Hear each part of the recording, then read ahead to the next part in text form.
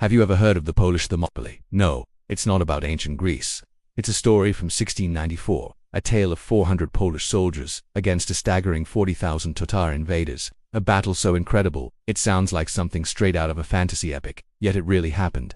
This is the story of the Battle of Hodów. Picture this. It's the dead of night on the wild eastern borders of the Polish-Lithuanian Commonwealth. The air is thick with tension. Tatar raids have been terrorizing the land, burning villages and taking people into slavery. A force of about 400 elite Polish cavalry, the famous winged hussars and the heavily armed pancerni, are preparing for a patrol. Their commander, Rotmistrz Konstanty Zacharowski, is a seasoned veteran. He knows the enemy. They ride with the wind and dust. He tells his men we must catch them before they return with the slaves. As dawn breaks, the Polish horsemen thunder across the vast empty steppe. Soon they spot their prey, a Tatar raiding party, a few hundred strong. Confident in their superior training and heavy armor, the Poles give chase. It looks like an easy victory, but as they crest a hill, their charge comes to a dead stop. What they see on the horizon is not a small raiding party. It's a sea of horsemen, an entire army, 40,000 strong, led by the ruthless warlord Tursun Bey. The ground trembles beneath them. Lieutenant Mikołaj Tyszkowski, second in command, turns to his superior, his face pale. 40,000. This is madness. We have to pull out. There is no escape. The only option is a desperate, fighting retreat to the nearby village of Hodowo. Zacharowski knows the area.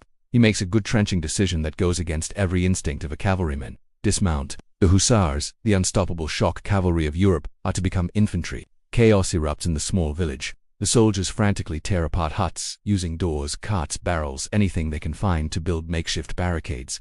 The iconic hussar wings are cast aside, their long lances broken and sharpened into stakes for their defenses. They are no longer knights of the open field. They are cornered lions, ready to make their last stand. The first Tatar wave hits them like a tsunami. Thousands of horsemen crash against the flimsy barricades, expecting to sweep the defenders aside. But they are met with a wall of steel and fire. The dismounted hussars and pancerni hold their ground. Their heavy plate armor, a curse in a chase, now becomes their salvation, deflecting the lighter Tatar weapons. The fighting is brutal, a chaotic mess of arquebus fire, clashing sabers, and desperate cries. Zacharowski roars to his men, "May your armor protect you. We will not retreat until our boots burn." The Tatars are stunned. They can't break through. Frustrated and furious, Tursun Bey orders his men to fall back and rain arrows down upon the village. A black cloud of death descends, and the Poles scramble for cover. Huts burn, and men fall, but their spirit doesn't break. As night falls, Tursun Bey is seething. How can his 40,000 warriors be held off by a mere 400? These 400 are worth 1,000, he fumes. They must kneel tomorrow, or shame will cover my nation. Inside the village, the situation is grim. The Poles gather their wounded. Ammunition is almost gone. Zacharowski and Tyszkowski look at each other. They have one last, desperate idea. In a symbolic act of ultimate sacrifice, they give a shocking order. Load the muskets with whatever they have left. They begin to pry silver buttons off their coats and pull out their own personal coins.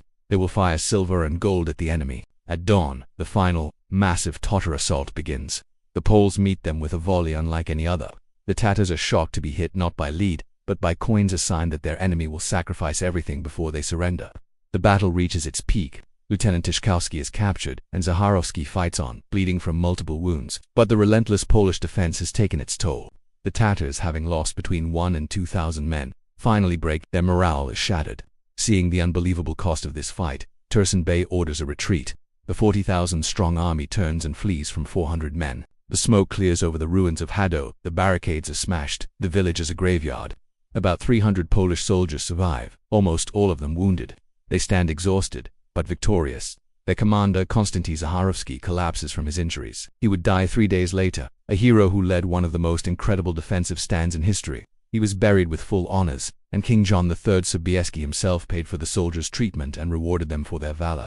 The Battle of Hodów became a legend, earning the name the Polish Thermopylae. It proved that even when outnumbered 100 to 1, courage, discipline, and the will to fight for one's land can achieve the impossible. Thank you so much for watching. If you enjoyed this incredible story of bravery, please hit that like button, subscribe, and ring the bell so you don't miss our next dive into history's most amazing tales. See you in the next one.